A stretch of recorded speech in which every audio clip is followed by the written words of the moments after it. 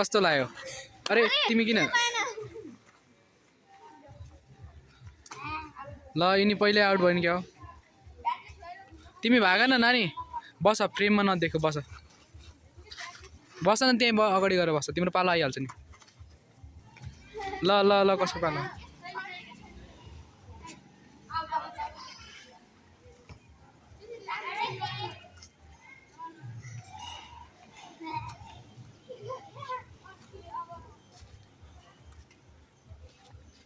ल जाऊ न त्यो आउट भयो नि त बाबु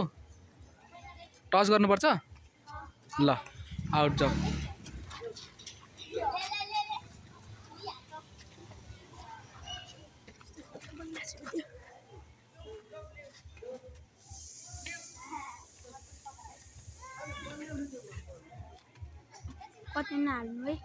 किन नहाल्ने